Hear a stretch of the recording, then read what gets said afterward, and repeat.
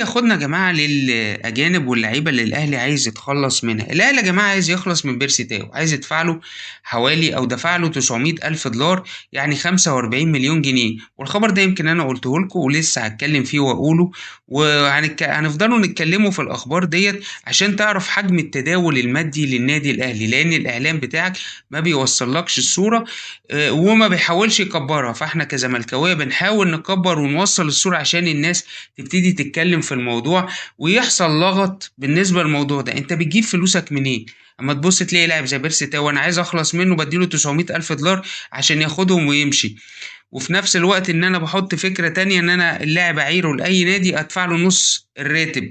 يعني الراتب اصلا بتاع اللاعب كام؟ مليون ومتين الف. يعني انا هدفع له مثلا 600 الف عشان يلعب في نادي تاني، هو يدفع 600 وانا ادفع 600. علي معلول عندك ما بيلعبش، مليون ونص وبيتصرفوا على اللاعب، ادي عندك مليون ونص دولار. ويمكن هو لاعب مصاب، احنا مش بنتكلم عليه على كده، بس احنا بنتكلم على حجم تداول المالي للنادي الاهلي. عندك رضا سليم مصاب في قطع في الرباط الداخلي للركبة، محتاج جراحة. ده عرضوا عليه قالوا له ان انت ممكن ان انت نخرجك من القايمة، لان بالنسبة للإصابة دي هتاخد من 5 ل6 شهور وتأهيل. يعني اللاعب هياخد له 7 شهور على أقل حاجة، وخارج هيطلعوه خارج القايمة، وادي 400 ألف دولار في الأرض. أحمد القندوسي بيلعب معار لنادي سيراميكا، والأهلي بيدفع 300 ألف دولار، والنادي ونادي سيراميكا بيدفع مثلهم.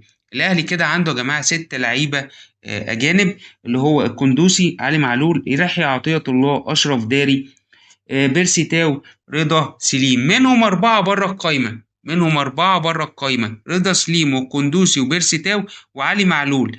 طبعا بيرسي تاو هيطلع بقى خارج القايمة، هيتفضل أشرف داري ويحيى عطية الله.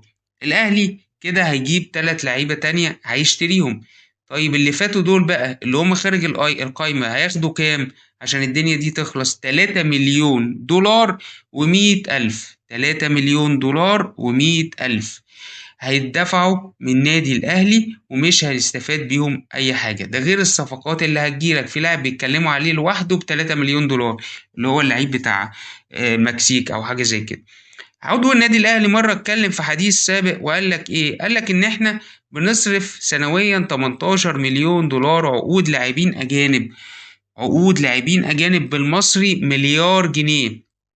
طيب النادي بقى بيدخل كام عشان يدفع عقود ب 18 مليون دولار؟ النادي بيدخل من 6 ل 8 مليون دولار سنويا، يعني تقريبا التلت. التلت الأهلي بيدفعه والتلتين السؤال بقى اللي هم من 11 ل 12